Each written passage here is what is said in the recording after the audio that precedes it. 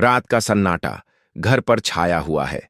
रतन अपनी सूनी सूनी आंखों में फैसला लिए खड़ा है।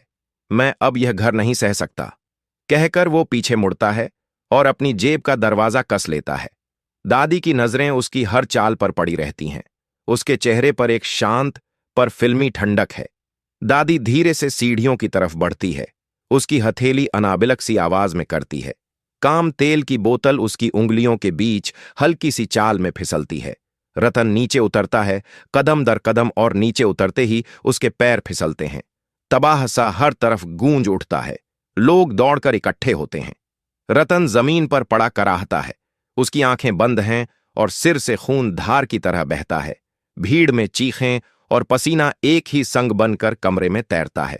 दादी बिना घबराहट के फोन उठाती है। तेरे पापा नीचे गिर गए, जल्दी आजा, कहकर वो आवाज में चिंता का अभिनय करती है। लोगों की आंखों में डर और बेसहारापन दिखता है। एम्बुलेंस आती है और रतन को स्ट्रेचर पर डालकर इमरजेंसी में ले जाया जाता है। डॉक्टर तेज कदमों से अंदर जाता है और परिवार बाहर इंतजार करता है। नहार और रूही पहुंचते हैं। नहार के हाथ कांपते हैं और उसकी सांसों में टूटन है। पापा क्या हुआ, तुम ठीक हो? क्या कहते हुए वो अपने पापा के पास झुकता है। रूही की आंखों से नम चमक उतरती है, पर दादी की आंखों में एक सुकून का कोना चमकता है। वह सोचती है उसका खेल सही दिशा में बढ़ रहा है। इमरजेंसी से डॉक्टर बाहर आता है। हमने सब कुछ कर लिया है, कहता है। आपकी नजरें खुल गई हैं, पर हालत नाजुक है। डॉक्टर का लहजा नरम है और आंखों में समझाने की चाल है। रतन होश में है, पर उसका सिर भारी उठता है और वह बार बार एक ही नाम लेता है। नाहार के नाम को सुनकर नाहार भागकर अंदर जाता है और अपने पापा का हाथ थाम लेता है। बेटा, मुझे माफ कर दे, कहता है रतन। आवाज टूटती है। नाहार का दिल जैसे फट रहा हो और आंखों से अनकहे दर्द की धार गिरती है। दादी की चाल अब खतरे में है। अगर सच बाहर आ गया तो सब खत्म। वह पर्स से कुछ पैसे निकालकर डॉक्टर के हाथ में थमाती है। डॉक्टर कुछ पल चकित होता है और फिर उसका रुख बदलता है। परिवार को डॉक्टर के शब्द सुनने के बाद सन्नाटा आता है। इनको कोई भी सदमा नहीं मिलना चाहिए, कहकर वह धीमे स्वर में सबको समझाता है। अगर इनको विचलित किया गया तो केस गंभीर हो सकता है। आप लोगों को अब बचाव में रखना होगा और शांति बनाए रखना होगी, कहकर डॉक्टर विशेष रूप से नहार से कहता है। पिताजी चाहते हैं कि आप उनके पास रहें। दादी का मुंह अंदर ही अंदर खिल उठता है। उसने नहार को घर में वापस लाने की योजना सफल कर ली है। नहार मजबूरी में अपने पिता के पास रहने का फैसला कर लेता है।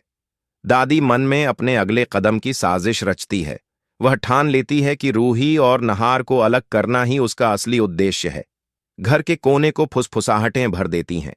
रूही और नहार एक दूसरे के हाथ पकड़े हैं और सहारा देते हैं। तुम मेरी पत्नी हो, कहकर नहार उसका हाथ कसकर पकड़ता है। मैं तुम्हारे साथ हर हाल में खड़ी रहूंगी, कहकर रूही आंखों में भरोसा भर देती है। पर दादी की चालें धीमी और सघन होती जाती हैं। वह उन छोटे छोटे पलकों की गिनती करती है जब उसका हर शब्द तिनका बनकर पलटकर उनके ऊपर गिर सकता है।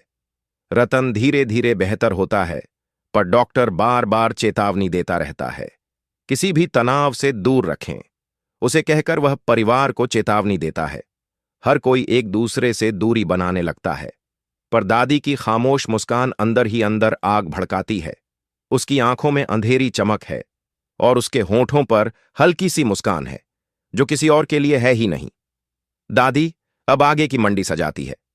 वह छोटे छोटे संकेत घर में छोड़ती है ताकि लोगों का भरोसा उससे हटे और रूही पर शक जमा हो। वह रिश्तेदारों से बीमारियों के किस्से शेयर करती है और नन्हे सवाल उगाकर माहौल बिगाड़ देती है। धीरे धीरे घर पर एक पंगलापन छा जाता है और लोग चुप होने लगते हैं। रूही के हर कदम पर निगाहें तनी सी रहती हैं और लोग अनायास उसके व्यवहार की हर बारीकी पर ध्यान देते हैं। रूही निडर बनी रहती है, पर अंदर से थक चुकी है। वह नहार के साथ खड़ी रहकर कहती है, किसी भी मुश्किल में हम साथ हैं। नहार का सामना दादी से टकराने के लिए दुख और गुस्से में मिलता है। दोनों मिलकर सोचते हैं कि इस मेहनत की जड़ क्या है और किसने इस आग को जला रखा है। दादी की अगली चाल खतरनाक है। वह मौका खोजती है।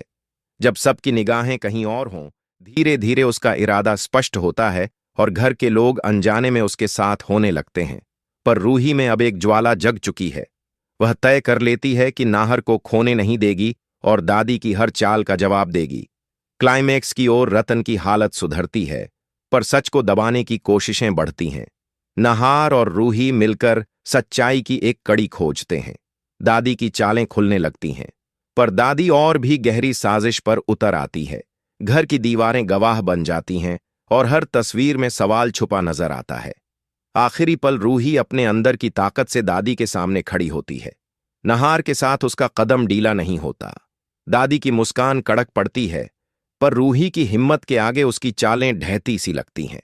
एक फैसला, एक सच्चाई और एक रिश्ते की रक्षा की कस्में यहां सबका मुकद्दर बदल देती हैं।